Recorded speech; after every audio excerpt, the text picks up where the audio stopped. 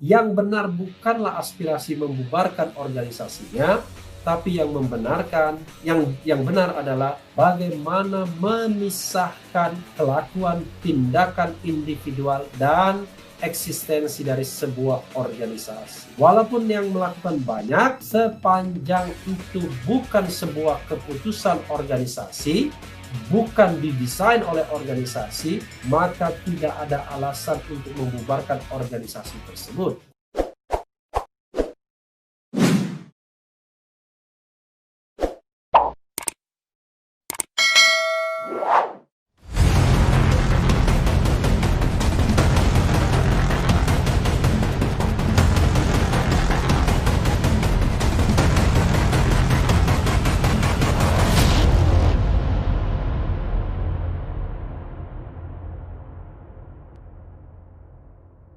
Assalamualaikum warahmatullahi wabarakatuh, Sobat RH sekalian. Jumpa lagi kita di channel yang keren ini. Keren cadas, keren cadas. Masih semangat tahun baru. Selamat tahun baru 2021. Mudah-mudahan tahun ini menjadi tahun yang jauh lebih baik dibandingkan tahun-tahun sebelumnya. Ya, Sobat RH sekalian, saya tetap menguber berita soal pembubaran FPI. Penting bagi kita untuk belajar logika hukum yang benar, ya. Ini ada pernyataan dari PKS sebagaimana dilansir kumparan.com. PKS titik 2, ada polisi terlibat kasus hukum, apakah institusinya dibubarkan? Penting ya. Bagaimana kita menakar kesalahan personal dan kesalahan institusional. Bagaimana hukuman terhadap personal dan bagaimana pula hukuman terhadap institusi, ya. November 2019, Fahrul Razi, Menteri Agama saat itu, menerbitkan rekomendasi agar Kemendagri mengeluarkan surat keterangan terdaftar SKT bagi Front Pembela Islam yang habis masa berlakunya Juni 2019, ya, 20 Juni tepatnya. Mantan Wakil Panglima TNI itu tak menampik anggota FPI pernah melanggar hukum, tapi ada komitmen soal itu tak terulang. FPI juga menegaskan setia pada Pancasila dan dasar negara, yang membuat Fahrul Razi tak masalah dengan izin FPI sebagai ormas. Mereka sudah secara resmi membuat hitam putih di atas materai bahwa kami tidak akan meragukan Pancasila dan kami setia kepada Republik Indonesia. Dan kedua, tidak akan melanggar hukum lagi, tutur Fahrul Razi pada 27 November 2019. Namun, rekomendasi Menak mentok di meja Mendagri Tito Karnavian yang menyebut masih ada hal yang harus dikaji dalam ADART FPI sehingga SKT belum bisa terbit. Sampai akhirnya pemerintah memutuskan FPI bukan saja tak dapat SKT, tapi dicap organisasi terlarang. Wakil Ketua Majelis Syuro PKS Hidayat Nur Wahid lalu mengkritisi beragam alasan pemerintah membubarkan FPI yang bukan lagi soal SKT di Kemendagri. Salah satunya menyoal anggota FPI pernah terlibat kasus hukum. Soal anggota FPI terlibat ini itu kan individu yang terjadi juga di kepolisian, misal anggota polisi terlibat narkoba. Terakhir kan kita tahu terlibat juga dalam suap Joko Chandra, ya. Demikian juga kejaksaan, Jaksa Pinangki, dan banyak kasus-kasus lainnya yang melibatkan aparat penegak hukum.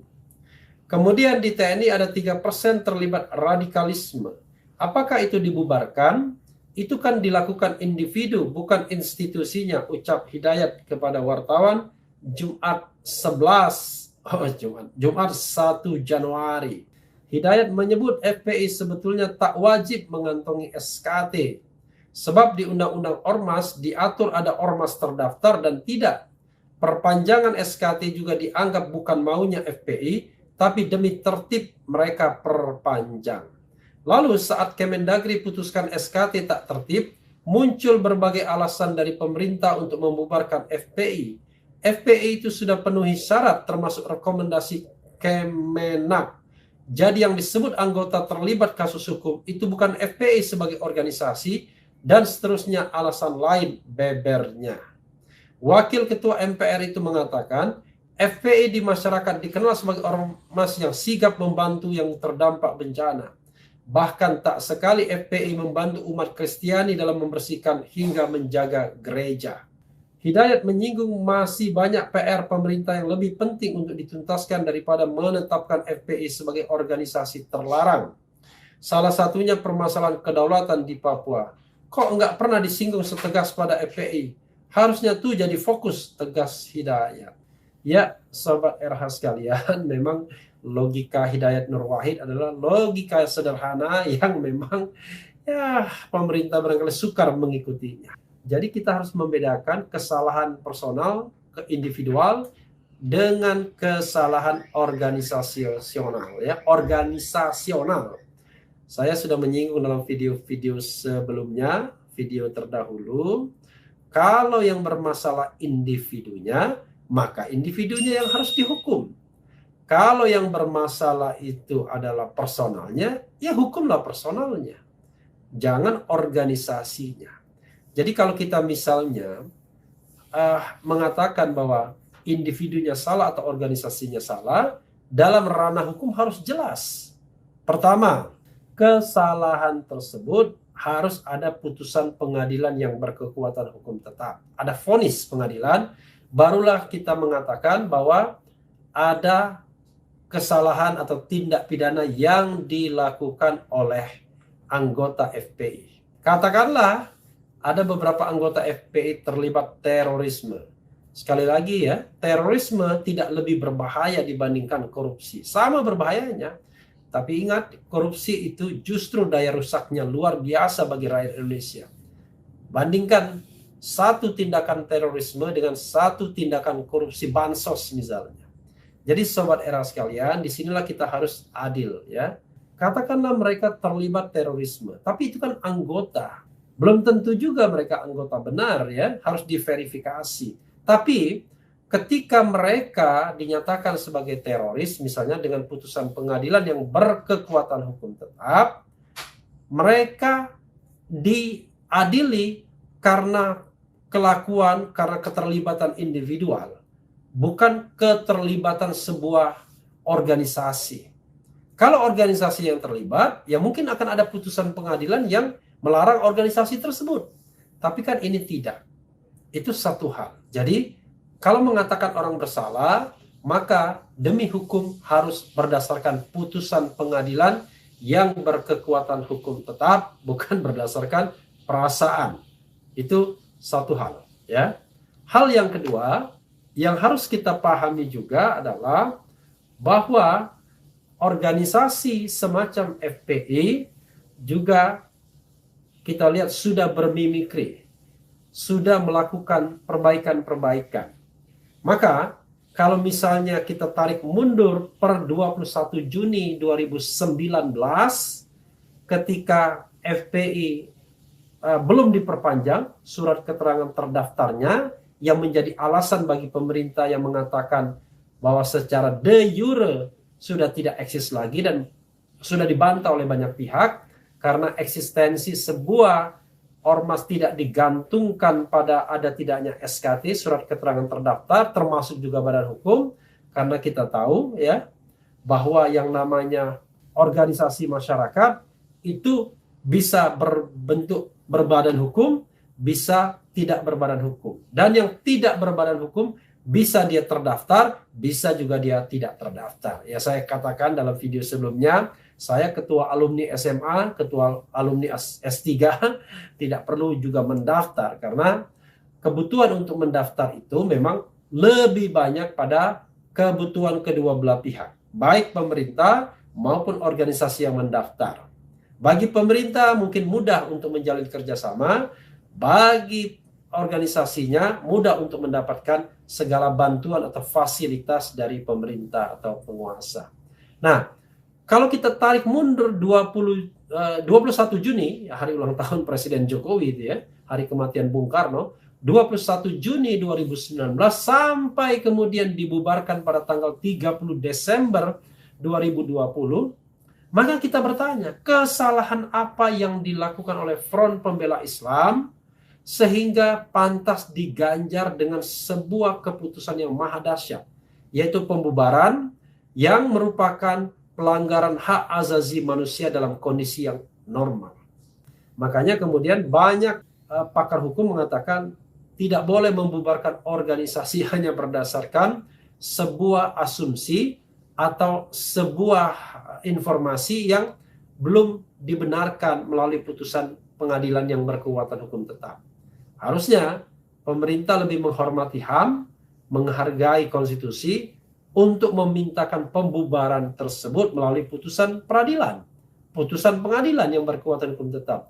Tapi soalnya adalah mungkin pemerintah sendiri, penguasa sendiri bingung kesalahan apa yang diperbuat FPI sehingga dia pantas untuk dibubarkan.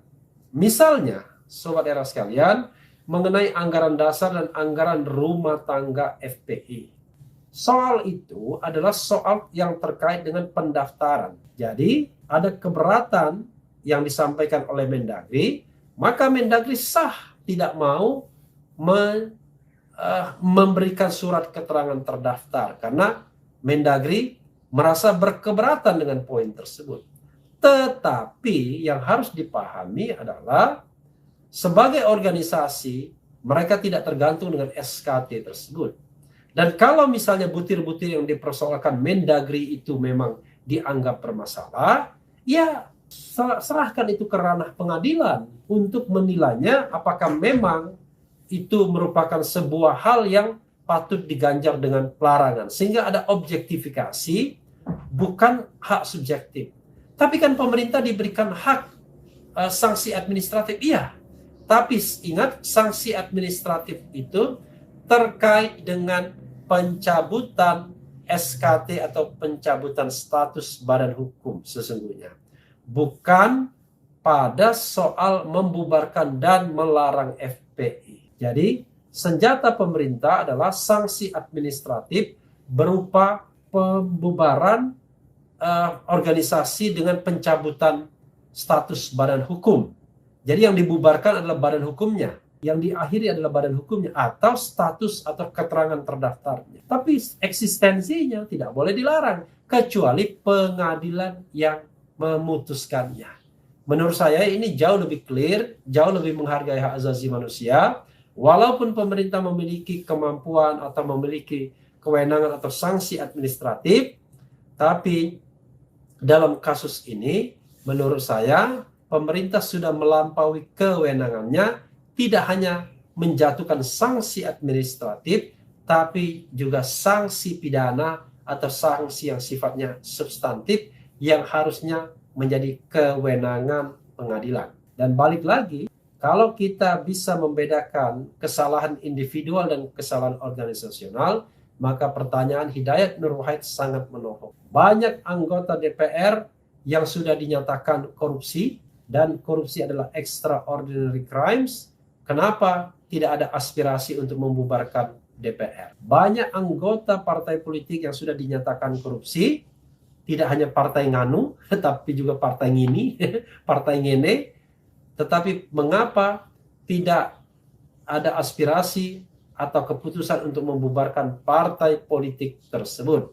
Banyak aparat keamanan yang terlibat tindakan melanggar hukum, mengapa tidak ada aspirasi untuk membubarkan aparat keamanan tersebut atau organisasinya, baik itu kejaksaan maupun kepolisian?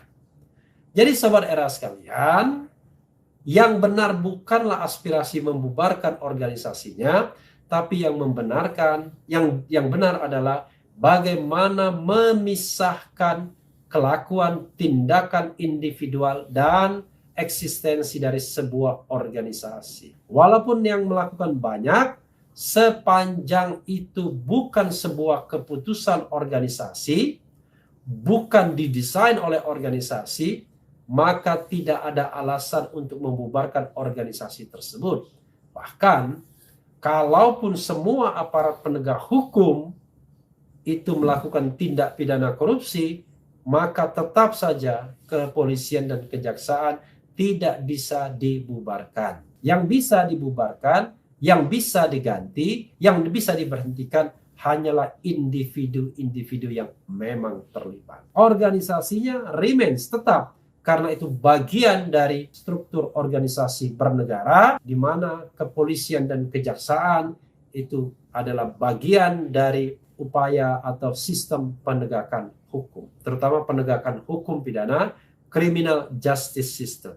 Jadi tidak mungkin dibubarkan. Partai politik mungkin dibubarkan, digantikan oleh partai politik lain. DPR juga tidak mungkin dibubarkan. Yang bisa dilakukan adalah memecat, memberhentikan anggota yang terlibat. Jadi dalam konteks ini kita memang harus jernih berpikirnya, harus jelas berpikirnya. Tidak boleh kebencian terhadap suatu kaum membuat kita berlaku tidak objektif dan tidak fair. Ya, sobat daerah sekalian, itu saja. Yang penting tetap di channel ini, karena di channel ini Anda akan dirayu, ditipu, dibaperin, dicecar, diuber pula di jalur khusus. Karena channel ini adalah channel yang mengancam, memeras, dan membenci. Jangan lupa subscribe, like, comment, and share. Cheers!